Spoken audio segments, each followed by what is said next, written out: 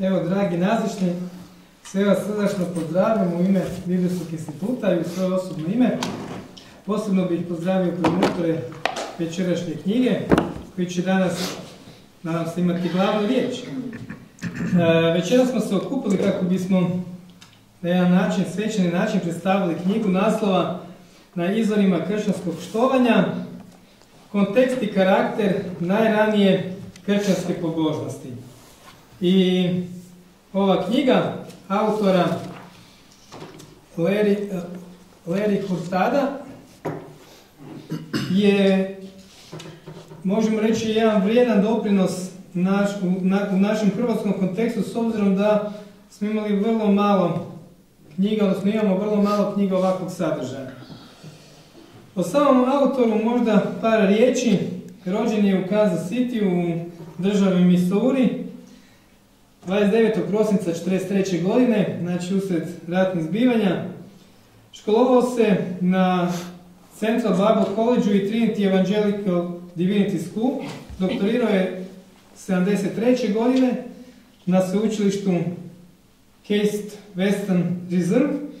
Bio je profesor na nekoliko učilišta, pastor, bio je i direktor jednog instituta. Održao je brojna predavanja na mnogim sveučilištama, posebno u Velikoj Britaniji i u drugim zemljama.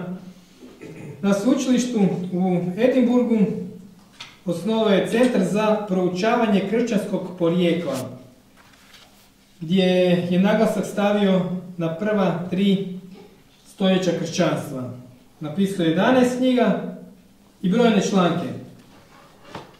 U originalu ova knjiga, koju večeras promoviramo, nosi naziv At the Origin of the Christian Worship, the Context and Character of Earliest Christian Devotion. I ta knjiga je po prvi puta, znači, izdana 1999. godine. Koliko smo danas saznali, ta knjiga je prevođena 2016. je li tako, Gorane? 2016. Počelo je 2006. koliko sam 2006. Ok, 2006. je počelo.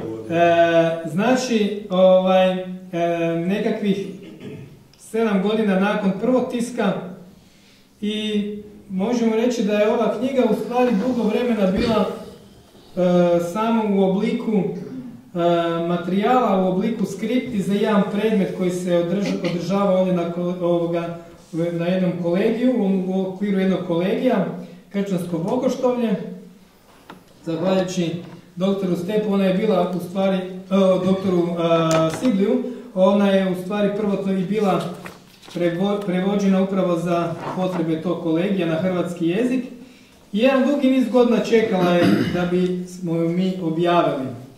Nažalost, nismo ju uspjeli otisnuti 2019. godine i autor te knjige je te godine u studenom preminuo i preselio se svome Gospodu, tako da u stvari nismo mogli imati, iako smo htjeli, da se on nama obrati prigodnim video materijalom za ovu promociju. Nažalost, ta ideja nije bila moguća da se realizira. No, zahvalni smo Bogu da ova vrijedna knjiga ipak je ugledala svjetlo dana i da je, evo, imamo ovdje u našim rukama, i vjerujem da će ona dati jedan vrijedan doprinos raspravi o porijeklu i razvoju kršćanstva i kršćanskog štovanja. Larry Hurtado je smatrao da za poznavanje prirode kršćanstva rane crkve u 1. stoljeću je potrebno razumijevanje pobožnih praksi prvih kršćana. I praktično izražavanje štovanja bilo je u stvari jedan kontekst u kojem su kristološke istine i temelji vjere dobili jedno specifično značenje.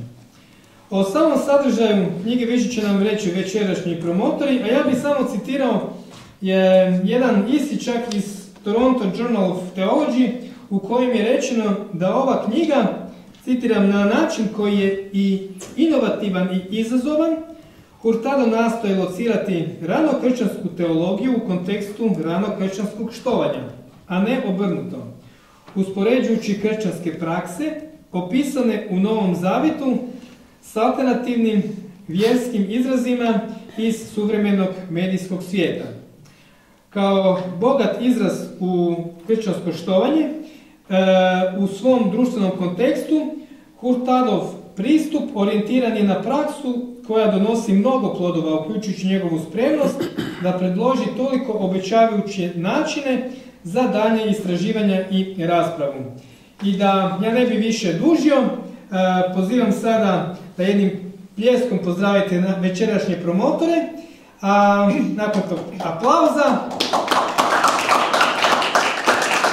pozivam prvu promotoricu, Juditu Kranjik, da nas ukratko upozna sa sadržajem knjige. Izvolite. Hvala.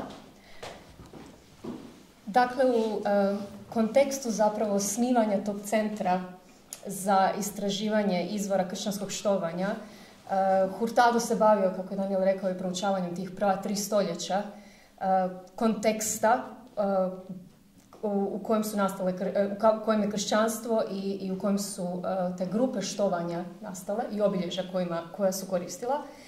I isto tako je napisao mnoštvo knjiga, tako da ova knjiga zapravo samo jedan mali pregled. I zapravo i zato je i dostupan studentima i prikladan za studentsko proučavanje. I izuzev vrlo opsežne bibliografije i fusnota pripadajućih, zapravo knjiga ima svega 4 poglavlja. Nema uvod, nema nekakav poseban zaključak, nema predgovor, nego 4 poglavlja u kojima na vrlo sažet način jako puno toga možemo saznati što se tiče detalja prvih stoljeća zapravo, konteksta kršćanstva, ali i konačno nešto što bi ja čak nazvala nekakav hermeneutički vid, a to je što nama to danas znači. Pa evo, ja ću vas provesti kroz ta 4 poglavlja da vidimo o čemu se radi u knjizi i koja je ta nekakva komunikacijska namjera autora kroz ova 4 poglavlja. Dakle, u prvom poglavlju, koji se naziva zapravo religijsko okruženje, autor govori zapravo o Rimskom carstvu. On uzima Rimsko carstvo kao glavni kontekst u kojemu se događa kršćanstvo, u kojemu nastaje kršćanstvo, dok židovsko vjerovanje ostavlja za sam kraj tog poglavlja i daje mu jedan manji obol, čisto zato jer smatra zbog širenja kršćanstva među poganima da je Rimsko carstvo i obilježja religije Rimskog carstva zapravo imalo najveći utjecaj u neku ruku na obilježja štovanja kršćanskih grupa. I on sada navodi neke od tih karakteristika koje će kasnije povezati i zašto će kršćansko štovanje biti specifično drugačije od onoga u kojem se nalazilo, u kontekstu u kojem se nalazilo, pa tako recimo ta sve prisutnost religije u Rimu, nešto što mi zapravo iz današnje perspektive ne možemo ni zamisliti, ali ono je bilo vrlo, vrlo vjerska, vrlo religijska kultura. Religija je bila posvuda. Religija je bila u politici, u svakodnevnom životu, na dvoru, u objedima, prisutna na sve moguće načine cijelo vrijeme. Vrlo, vrlo religijska kultura. I ona je prihvaćala sve religije. Jedna od glavnih, čak bi čovjek mogao reći, zakona Rimskog carstva je bilo svi narodi koji su bili osvojeni tijekom Rimskog carstva su bili dobrodošli da doprinesu svojim novim božanstvima toj religijskoj kulturi. Znači što više, to bolje. I drugačije se cijenilo. Neke od stranih božanstava su čak našli svoje mjesto među prvih 12 bogova Rimskog carstva. I Zida Egipatska primjerice je dobila svoje nekakvo mjesto. Čak bi se u tom kontekstu moglo govoriti i o židovskom bogu, da je isto tako u neku ruku prihvaćen od strane. Međutim, to je ta glavna stvar koju će u sljedećem poglavlju, malo ću nešto kasnije o tome reći, Hurtado isticati je da je upravo isključivost monoteizma kod Židova, koja će isto tako biti isključivost kod kršćana, je u tolikom ogromnom kontrastu naspram uključivosti rimske religije, koja je rekla samo dajte. I to je bilo zapravo norma društvena i norma religijska onoga vremena, s obzirom da je religija bila posvuda od obreda, preko objeda, preko vojnih nekakvih parada, preko organizacija raznih trgovačkih društava. Svi su imali ili svog boga, ili su se obraćali glavnom bogu. Svi objedi su bili u čast nekoga boga. Znači, religija je bila protkana u svaki oblik što osobni, što politički, što državni život cijelog Rimskog carstva. I ta, dakle, sve prisutnost, ta istaknutost kroz hramove, kroz sveta mjesta, kroz svetišta. Kaže, Hurtado u jednom trenutku spominje, vjerojatno u Rimu u 1. stoljeću niste mogli ući u grad da se negdje nije gradio neki hram. Mi to danas u neku ruku ne možemo zamisliti kad gledamo te iskopine, ali cijelo vrijeme se moralo nešto graditi. Sveta mjesta, dakle, slikovni prikazi bogova, kipovi bogova posvuda, vizualnost bogova koja se zahtijevala u rimskoj kulturi, u rimskoj religiji, to su bili sve specifični načini na koji je religija bila prisutna posvuda. I u tom obilježju se naravno prvenstveno ističe pomalo židovska vjera, o kojoj on nešto malo kaže na kraju prvog poglavlja, koja se pak ističe sa svojom isključivosti, što je bila zapravo kontrakulturalna za ono vrijeme, čak antipatična Rimskom carstvu. Nisu znali što bi s time, zato što čak se moglo govoriti o nekakvom neobrazovanom, jer ako primaš, onda si otvoren prema društvu, ali ako si isključiv, onda na kraju krajeva možda tako i to i danas. Također, sveta mjesta, što se židovstva tiče, znamo da je hram u Jeruzalemu stajao do 70. godine, međutim sinagoga u dijaspori je ta koja je značajna i koja je održavala židovsku religiju i po kojoj onda poznajemo obrede u židovskom religioznom svijetu. Sve to Hurtado iznosi donekle u detalje ili barem spominje u svom prvom poglavlju, da bi potom prešao na drugo poglavlje i govorio zapravo o specifičnostima kršćanske religije, odnosno tih kršćanskih grupa i na koji način su one bile zapravo drugačije od te nekakve norme religije u Rimskom carstvu. I ono što on ističe, primjerice, jest prisnost. On će govoriti o nekakvom broju mogućih ljudi u blagovaonici nekakvog bogatog rimskog građanina koji nije premašivao više od 10. Ili, ako bi se proširili na A3, definitivno ne bi bio više od 50. Tako da već u startu znamo da su svakako te grupe i zajednice morale biti male, što je omogućavalo prisnost. Nadalje, naravno, spominje kao jedno od važnih stavki, to je sudjelovanje, odnosno društvene norme, društvena hijerarhija ne postoji, kao što znamo u Pavlovim poslanicama, između roba i gospodara, isto tako i u spolovima. Pa je novost bila za mnoge doći u kršćansku grupu u kojoj su svi imali priliku na neki način sudjelovati. I također spominje kao nekakve značajke prema kojima su se kršćanske grupe i njihove štovateljske grupe mogle razlikovati u tom velikom raskoši rimske religije, tako ću je nazvati, rimske religije, kroz hramove, kroz ceremonije, kroz svetišta, kroz ogroman raskoš, što je to kršćanska grupa nudila, osim dakle prisnosti sudjelovanja, a to je ta gorljivost, značaj i snaga koji sve proizlaze zapravo iz Duha Svetog, iz darova, iz svih stvari koje su se događale na tim obredima, zbog čega su njihove zajednice bile zapravo nešto drugačije i bile primamljive možda nekakvim poganima koji su dolazili. Na kraju krajeva i Pavao govori o mnogim znatiženicima, poganima koji su našli svoje mjesto negdje u sinagogi. Pa evo takve nekakve stvari, naravno kada govorimo o židovstvu, takve nekakve stvari Hurtado ističe u svom drugom poglavlju kao specifičnosti tih kršćanskih grupa u odnosu na kontekst Rimskog carstva, da bi zatim u trećem poglavlju to malo krenuo u kristološkiju definiciju i koja je vrlo specifična za njega, gdje će on zapravo govoriti s jedne strane da monoteizam i isključivost, ali s druge strane uz Boga od samog početka štuje se Krist. I on će to nazvati dvojstveni oblik ranokršćanskog štovanja. I govoreći o tom dvojstvenom obliku, on će ga pokazati zapravo kroz neke vjerske prakse i detaljno će ulaziti u neke novozavjetne tekstove gdje će pokazati zapravo da kroz molitvu, u prizivanjima i priznavanjima u obredu krštenja, u Gospodnjoj večeri, u himnama i u proroštvu, i to su sve mali podnaslovi trećeg poglavlja, da u svima njima štovanje je upućeno kroz Krista, po Kristu, ali i Kristu. I cijelo vrijeme zapravo pokazuje tu u neku ruku dualnost štovanja Boga i štovanja Krista u isključivosti monoteizma koja je nasljedovana od židovske religije. I on zapravo, time želi na neki način istaknuti da kršćanstvo je različito i nema usporedbu u neku ruku sa židovstvom, jer židovstvo kroz Stari Zavjet nigdje i nikada nije dopustilo još nekome štovanje. Židovi, znamo da ima mjesta na kojima se spominje da su se štovali anđeli i da je to možda otišlo u neki svoj ekstrem, ali hijerarhija je bila jasna. Štuje se samo Boga. Mojsije ili određeni likovi Starog Zavjeta su mogli biti na nekakvom uzvišenijem položaju, ali nikada kao Bog. Tako da uključivanje Krista kao primatelja štovanja je nešto što on ističe kao novost, ali u kontekstu isključivosti. I on kaže da je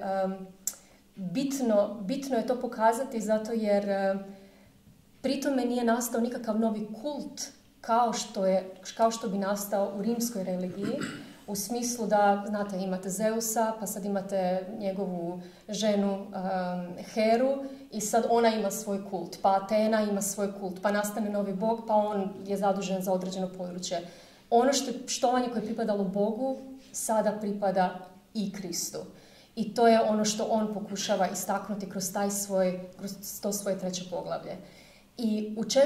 poglavlju on zapravo sada se odmiče od tog razmatranja religije 1. stoljeća i kako su nastale te kršćanske grupe i kakav je bio oblik štovanja i zapravo prenosi nas na današnje vrijeme i razmatra na koji način ova pitanja koja je istaknuo, na koji način danas možemo, zapravo koja pitanja otvara i danas.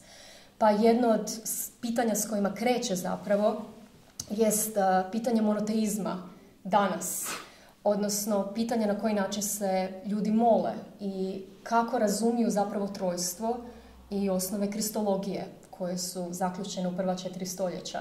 Pa na kraju krajeva on će dati primjer, a o tome ćete moći i u knjizi vidjeti, gdje ljudi možda imaju problem sa razumijevanjem Boga Oca i Boga Sina ili spajaju u jednu osobu. To je praktičan vjerski problem. Također on progovara i spominje jedno drugo pitanje, on je to nazvao razmatranje i to jesu razmatranja, naizgled djeluju kao svaka za sebe, međutim sva su vezana i povezana sa tom osnovnom kristološkom idejom, naravno i idejom monoteizma, gdje on zapravo spominje problem patrijarhata, odnosno naglaska patrijarhata i koji se vezuje na razumijevanje oca i sina kao muškog spola. Odnosno on spominje feministički pokret kao neki od kojeg možemo nešto naučiti. Pa vrlo zanimljivo razmatranje. Meni je bilo nekakva novost, novi pogled na to. Također, nešto meni što mi se usjeklo jest još jedna od stvari koju spominje, a to je uloga oca, odnosno odnos oca i sina i način na koji mi pristupamo ocu. I zapravo ne bih htjela ništa više o tome više reći. Taj dio pročitajte sami jer stvarno može djelovati jako meditativno. I na kraju krajeva ispravno vjerski za razmišljanje i za molitvu. I u konačnici mogu reći da knjigu možemo čitati na 2 načina. S jedne strane u njoj možete dobiti vrlo zanimljive detalje vezane upravo uz kontekst nastanka kršćanske vjere, od konteksta Rimskog carstva preko prvih obilježja kršćanskog štovanja, a s druge strane možete ju čitati upravo kako ju je možda autor namijenio sa njegovom intencijom, a to je da ono kako je bilo u 1. stoljeću i način na koji su prvi kršćani pazili da razlikuju u neku ruku, odnosno da održe monoteizam u kontekstu uključivanja Krista kao primatelja štovanja, da je to nešto o čemu danas isto tako trebamo prilično paziti i paziti kako primjenjujemo i što se tiče molitava, i što se tiče pjevanja i pjesme i štovanja, ali prije svega to se sve odnosi i na naš duhovni život. To je taj. Evo, zahvaljujemo našem prvom promotoru, Juditi, na njezinoj observaciji I sada pozivam Ervina Budiselića da s nama podijeli svoj osvrt na temu kako je bilo štovati Krista u prvom stoljeću i što to znači za naš današnji suvremeni trenutak s obzirom na ovu knjigu koja je pred nama. Amen, super. Evo ništa, dakle, dobro večer svima. Kada sam se vozio ovdje, razmišljao sam o tome da je ovo zapravo prvo predstavljanje knjige koje ja nisam autor, tako da mi je to nešto novo i nekako je uvijek je lakše pričati o onome što je netko drugi napisao nego onome što si ti sam to napisao. Evo, dio uvoda mi je zapravo uzeo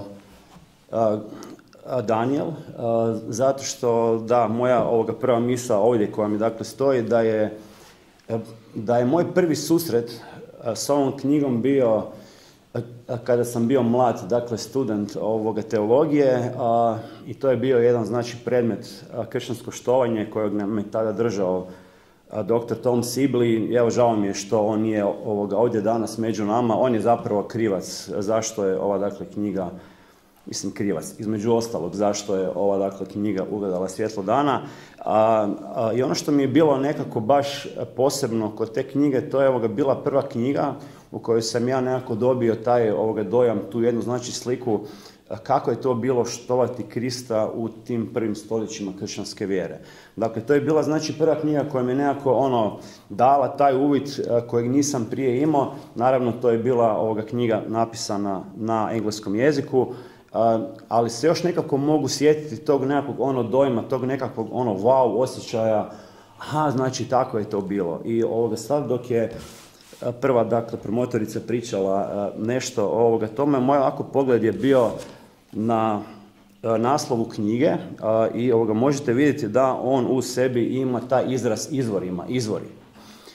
Ja se nekako mislim kada bi bilo moguće nas teleportirati iz ovog vremena onda tamo, koliko bismo mi zapravo bili šokirani, iznenađeni, začuđeni sa kršćanskim štovanjem onda i jednako tako ako bi bilo moguće njih koji su onda živjeli nekada tamo teleportirati ovdje, koliko bi oni bili zapravo šokirani sa načinom kako mi imamo naša znači bogoštolja, kako mi dakle štujemo Boga. Evo, to nije moguće napraviti, ali barem u mašti. Ja vam iznad svega volim dakle Bibliju, ali nekakva druga grana znanosti koju volim je povijest. Tako da ova nekakva knjiga mi donosi taj nekakav spoj i evo, stvarno sam sretan što ju napokon nakon 150 godina imamo ovdje i vjerujem da će biti na korist i na blagoslov mnogima.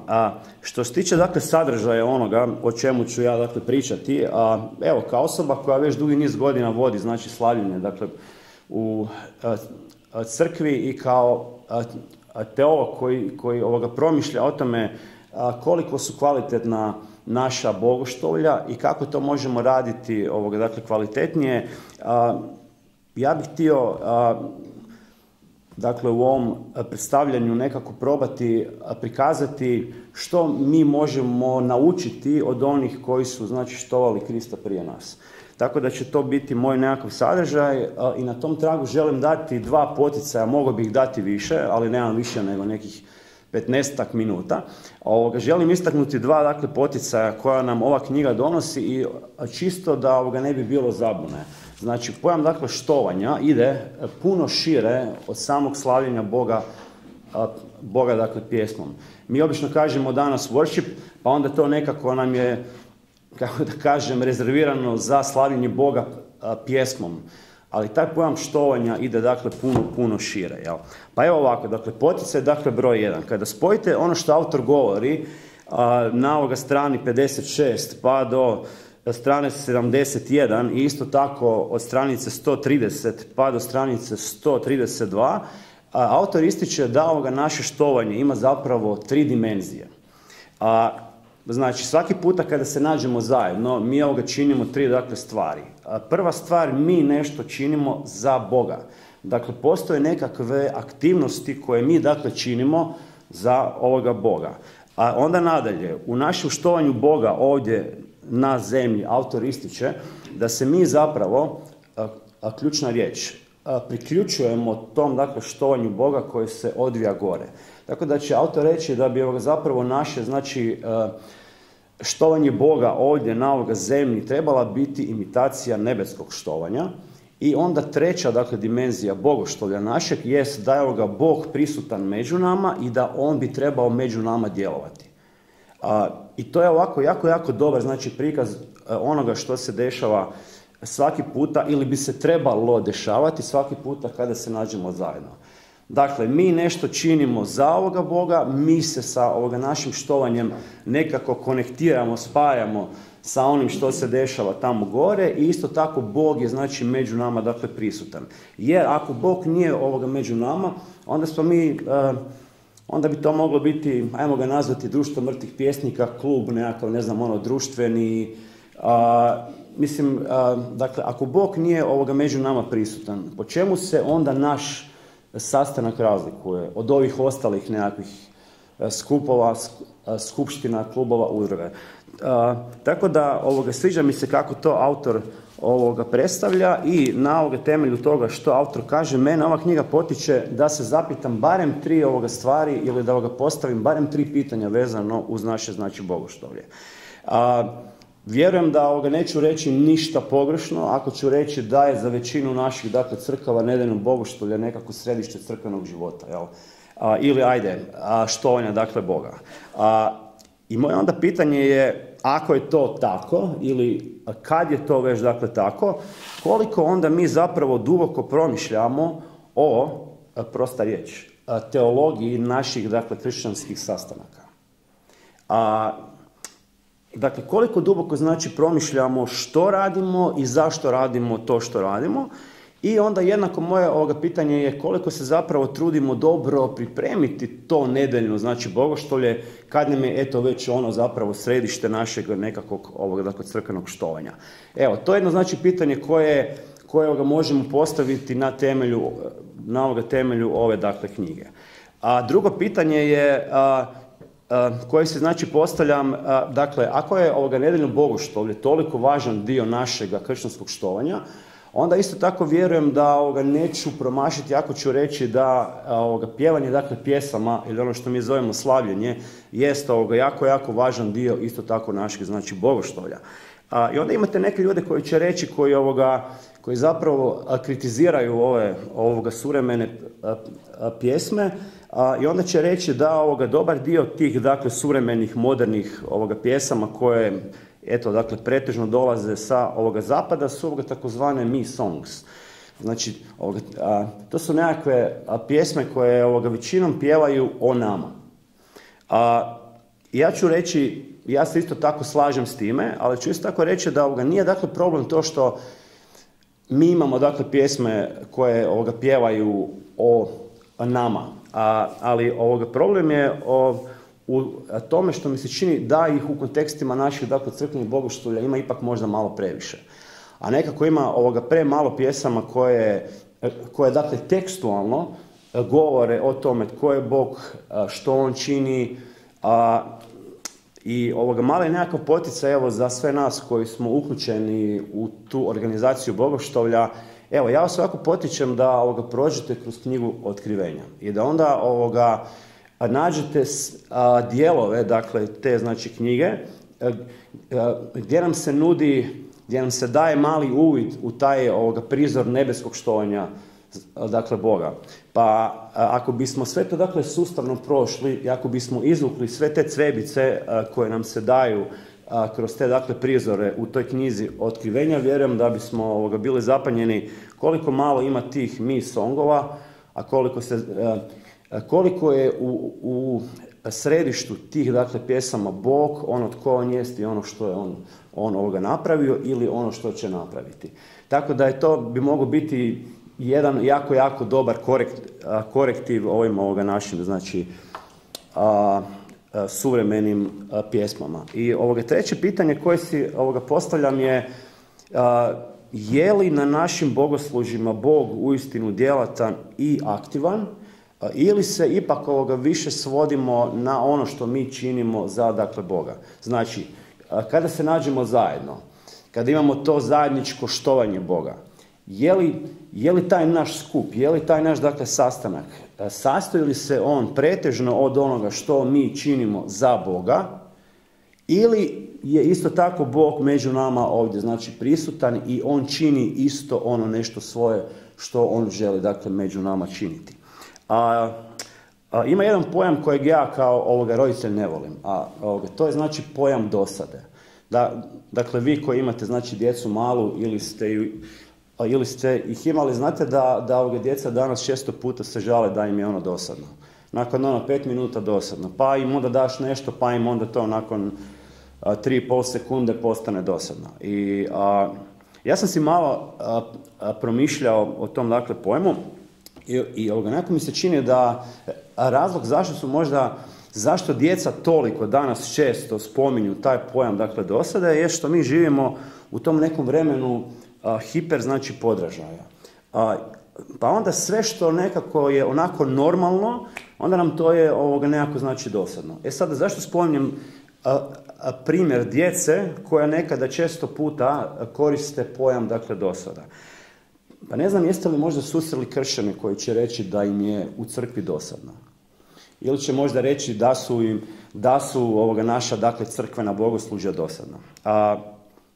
Sada, zašto je to tako? Ja sad ne bi išao u to, ali ću dati dva moguća razloga ili dva moguća pojašnjenja zašto nekada vjernici smatraju da su crkveni sastanci dosadni. Može je to zato što su ljudi navikli na te neke hiper podražaje, pa onda ako nije nešto hiper, ako je to nešto normalno, onda je ljudima zapravo dosadno. To je onda njihov, znači, problem. Ili je to možda zato što se naša bogoslužja svode mahom na ono što mi činimo za Boga, a zapravo jako malo Boga vidimo kako on, dakle, djeluje među nama. Evo, to isto jedno moje, znači, pitanje koje ja postavljam sebi, a na temelju čitanja ove tu, dakle, knjige. Evo, to je bio, znači, poticaj broj 1. Što se tiče ovoga drugog, dakle, poticaja, ja ću reći da je meni najomiljeniji dio ove knjige prva 2, dakle, poglavlja. Zato što nam ona više nekako govore o tome kakav je to bio svijet tih, dakle, prvih, znači, kršćana. Ali isto tako, ta nam 2 poglavlja daju odgovor na jedno jako, jako važno pitanje, a to je zašto se kršćanstvo toliko uspješno širilo kada je imalo toliko nedostataka u odnosu na ove ostale poganske religije. I tu mi je moja kolegica uzela, dakle, dobar dio onoga što sam, znači, htio reći, ali ja ću samo ukratko protrčati. Dakle, ono što smo čuli je, autor ističe kako je zapravo svaki aspekt, svaki vid života onda bio prožet religijom. Dakle, ne kao danas. On kad kaže svaki, onda uistinu misli, dakle, svaki. I isto tako jednako morate biti svjesni da kada se rimske careve počelo štovati kao bogove, to što netko nije, dakle, htio, znači, štovati bogove, to onda nije bila samo stvar vjerskog uvjerenja, nego je to bila ujedno i politička izjava. I znamo da su zapravo kršćani najviše patili upravo zbog toga. I isto tako, politeizam je bila norma, a to je značilo barem 2, dakle, stvari. Mogao si štovati nekoga svog boga, pa evo, nazvat ćemo ga, dakle, bog broj 1, ali isto tako, ako si htio uz tog svog boga štovati još neke, dakle, bogove, dakle, boga broj 2, broj 3, broj, 28, to se ne bi smatralo nevjerom prema bogu broj 1. Dakle, mogao si imati svoga boga i ako si htio još dodati nešto, to onda ne bi bila nevjera prema tom tvom, dakle, bogu broj 1. Sad, budući da je to bilo tako, govoriti ljudima da bogovi koji oni štuju nisu bogovi nego su nešto zapravo drugo, ili im pričati da se trebaju obratiti od štovanja svih tih bogova i predati se samo jednom bogu, to je onda u tom vremenu bila zapravo luda, znači, poruka, ludost. Zato što je čitav sustav, čitav ondašnji svijet rimskoga carstava je bio postavljen suprotno od, dakle, toga. Tako da monoteizam i ta isključivost koju Isus, dakle, traži, bila je suprotna vjerskim stavovima onoga doba, kao što će autor reći na stranici 19, ili će isto tako istaknuti na stranici 33 da je to bilo protudruštveno ponašanje. I meni je to vrlo, vrlo značajno, zato što, opet se vraćamo, sve je bilo prožeto religijom i ako si imao neki, znači, vjerski stav, onda to nije bio samo vjerski stav, nego je to bilo puno, puno šire. I isto tako, znači, treća stvar je pitanje što su sve prvi učenici u toj maloj Aziji imali, ili ajde, što dakle nisu imali, a pogani jesu. Pa, dakle, kršćani nisu imali, dakle, hramove, nisu imali sveta mjesta. Ako ste ikada bili u tom, dakle, dijelu svijeta, koje su sada mahom, znači, ruševine, to je još uvijek veličanstveno. I ljudi, dakle, hrle tamo i troše masne pare ne bili vidjeli ruševine tih ostataka toga vremena. Dakle, kako je to onda bilo tamo? Prvi kršćani nisu imali, dakle, hramove. Sad, koja je bila uloga, dakle, hramova? Hramovi su bili mjesta gdje Bog, znači, prebiva i hram ti pokazuje kakav je tvoj Bog. Dakle, ako si htio znati kakav je tvoj Bog, onda si pokazao na hram. Jednako tako kršćani, kao što smo čuli, nisu imali, dakle, slike bogova. Tako da ako bi neko prve Isusove sljedbenike pitao, čuj, daj ti meni reci kako taj tvoj Bog izgleda. Oni nisu mogli pokazati ništa zato što nisu imali, dakle, slike tih, znači, bogova. Sad, nisu imali, dakle, hramove i nisu imali slike svoga Boga. Sveto pismo govori da Bog ima svoju sliku. Tko je ta slika?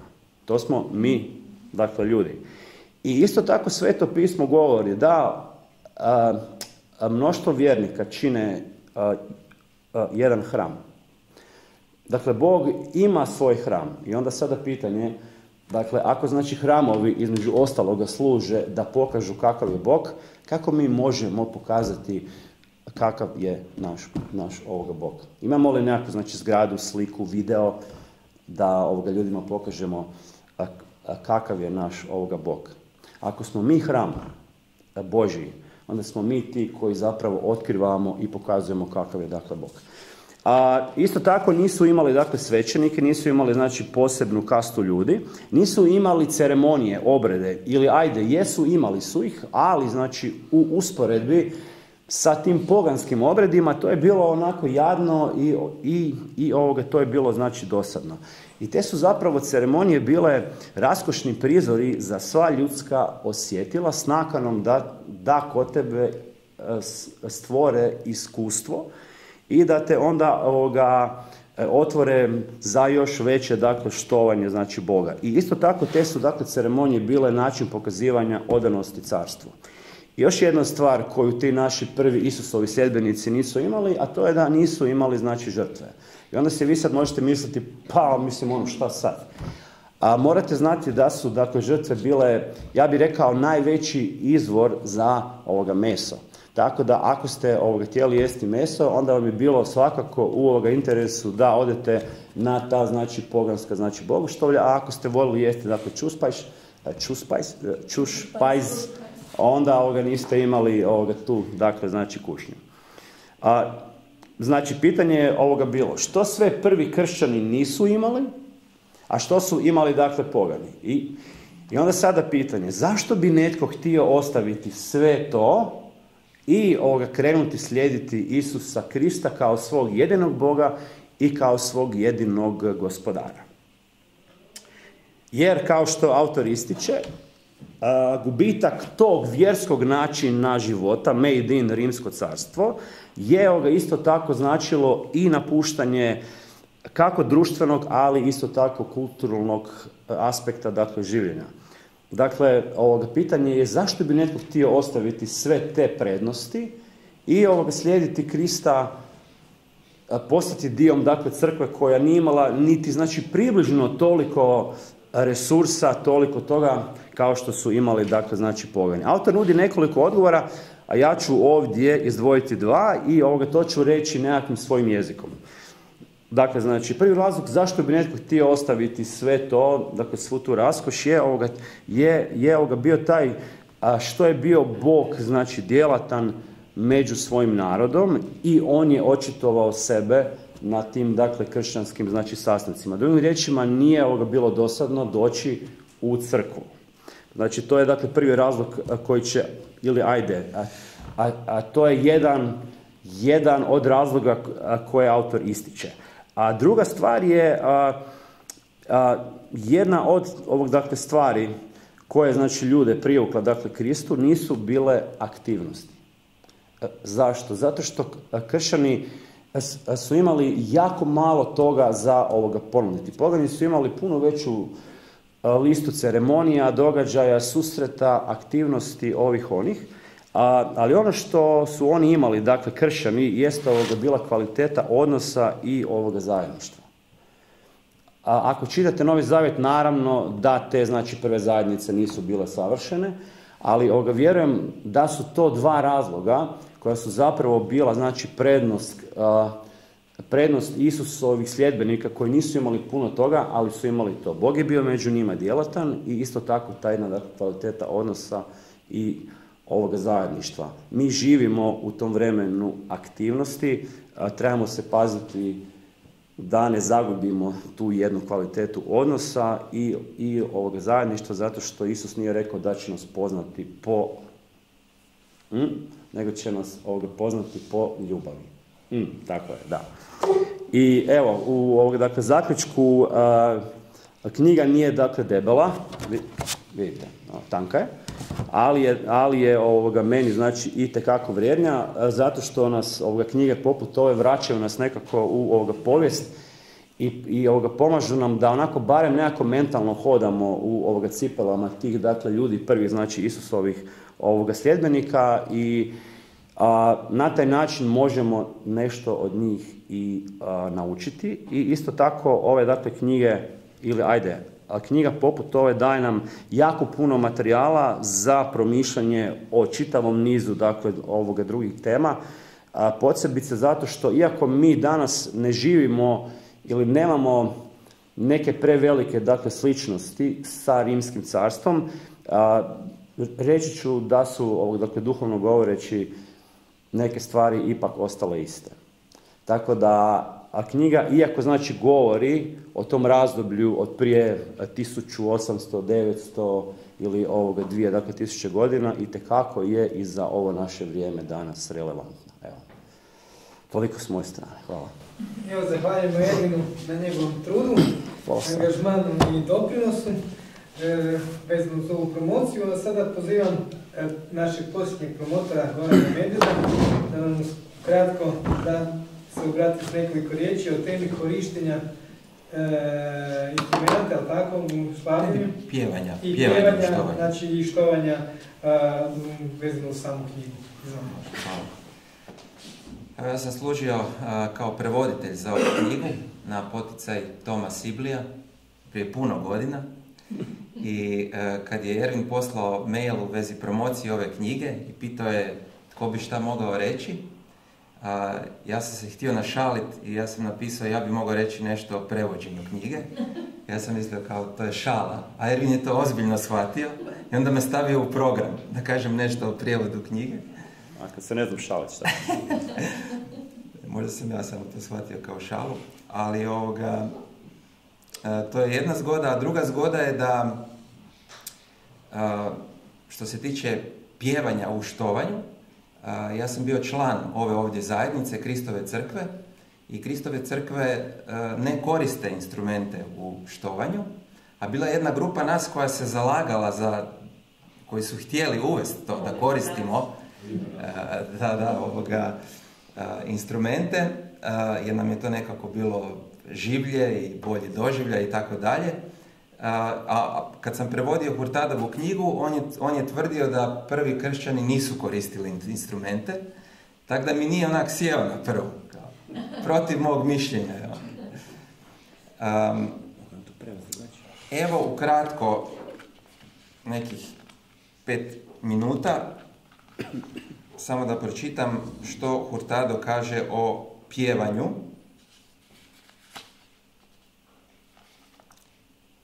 Nisam si podvukao odlomak. kaže ovako: novozavjetni materijal iz himni jako se bavi proslavljanjem Isusove važnosti i djela, te se puno više ovog materijala bavi Isusom nego Bogom, dakle misli na pjesme. Iz toga čovjek dobiva dojam da pjevanje pjesama u Isusovu čast nije bilo povremeno, nego karakteristično obilježje ranog kršćanskog štovanja. Dakle, slavili su, pjevali su Kristu i o Kristu.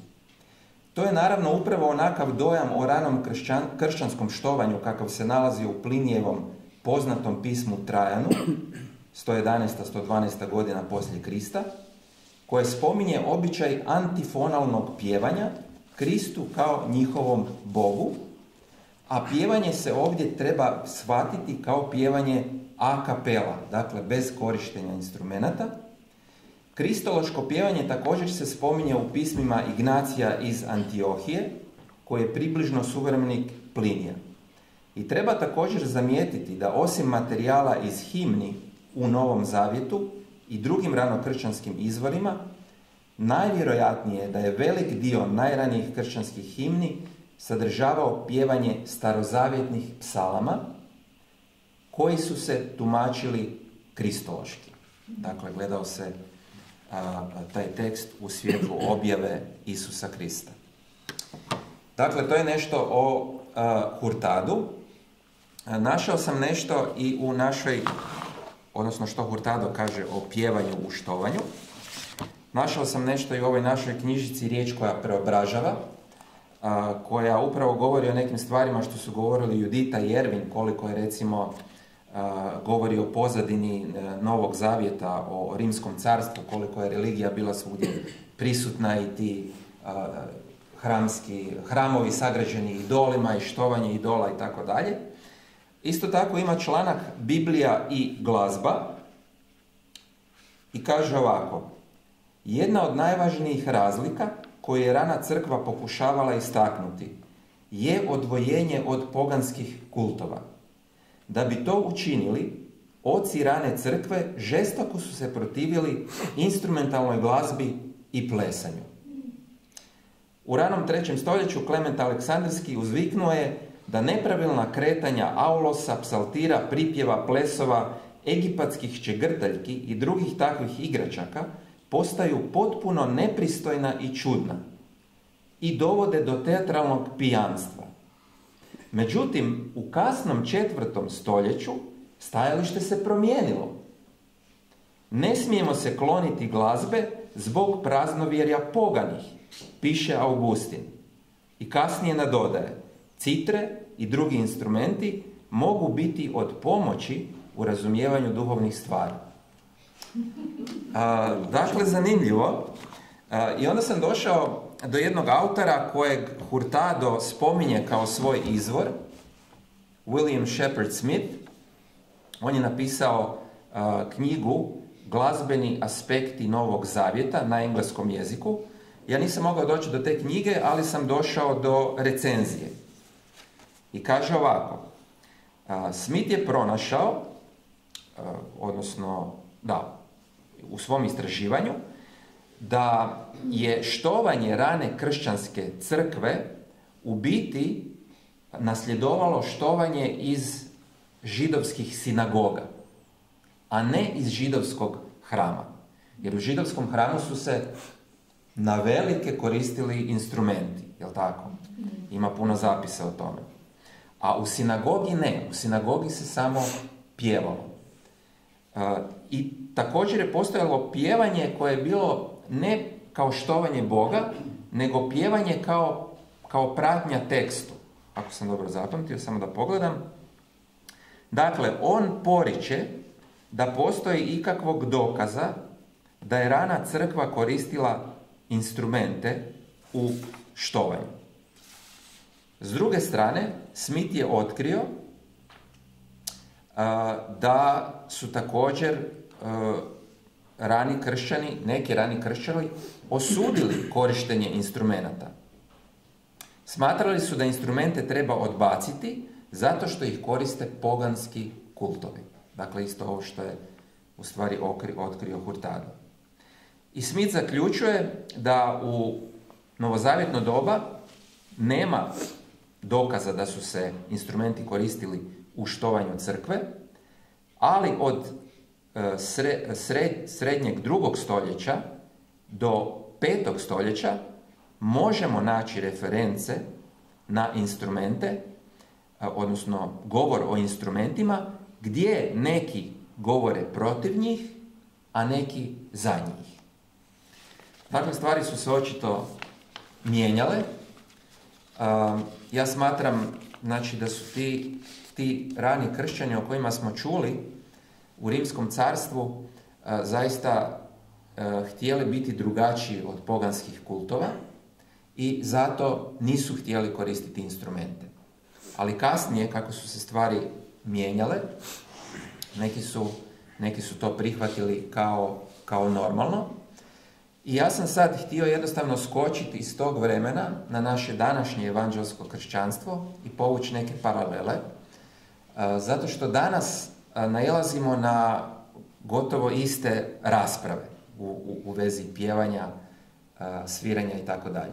Znači, današnja situacija u našem evanđelskom kršćanstvu, ukratko, velika većina evanđelskih crkava prihvatila je ono što mi zovemo slavljenje, tako? A to je da pjevamo, da slavimo Boga, da mu pjevamo uz korištenje instrumenata i da pjevamo, koristimo i starije himne i novije skladbe, koje su često popularne pjesme s engleskog govornog područja, ali hvala Bogu imamo i domaćih skladatelja i pjesama.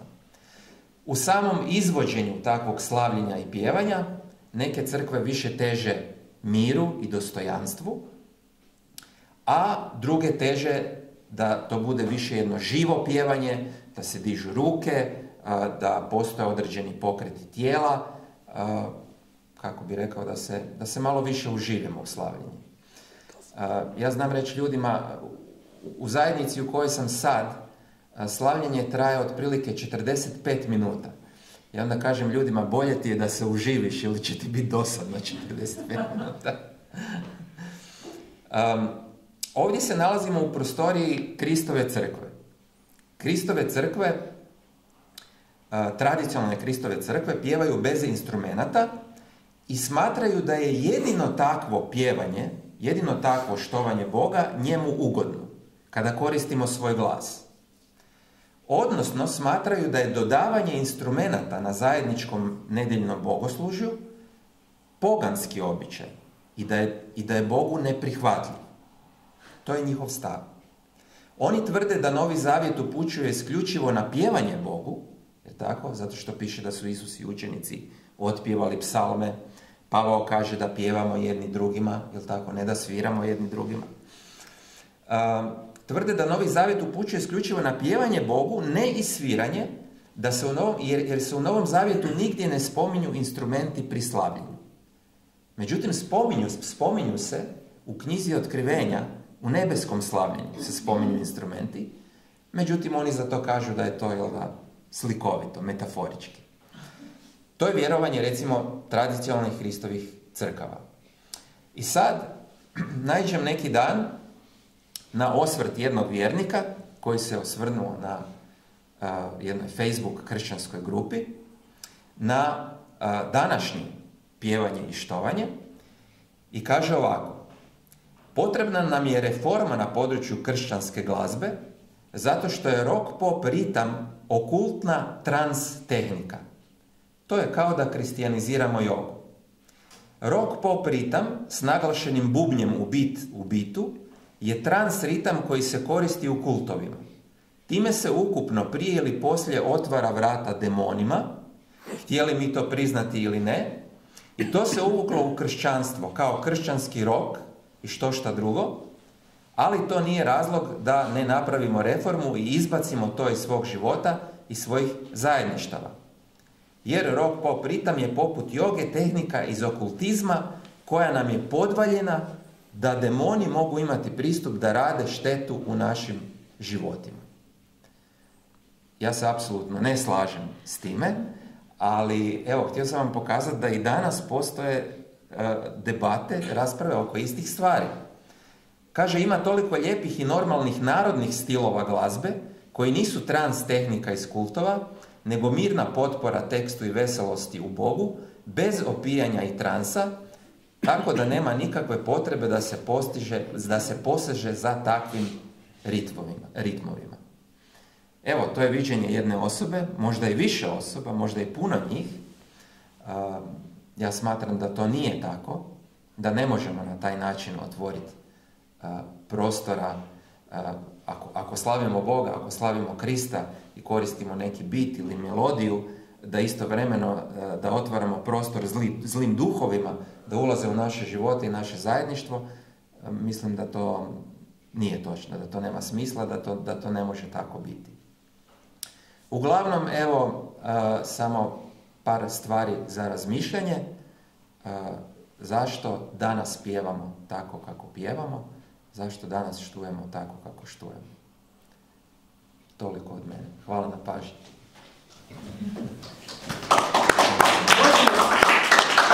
Hvala, možemo doista ih još jedan put pozdraviti sve. Nadam se da su vas zaintrigirali da nabavite svoj primjerak knjige ili da poklonite nekome za koga znate da bi ovakva tematika bila naišla na odobravanje, odnosno da ga zanima ovakva tema. A mislim da u biti manje više sve vjernike zanima ova tema, s obzirom da je štovanje, proslavljanje Gospodina sasvim dio našeg kršćanskog bogoštovlja. Biblijski institut, znate sami, već dugi niz godina izdaje kršćansku literaturu i kupnjom neke od izdanja vi pomažete našu djelatnost, da ona se nastavlja i dalje. Stoga vas pozivam da i večeras kupite ovu knjigu.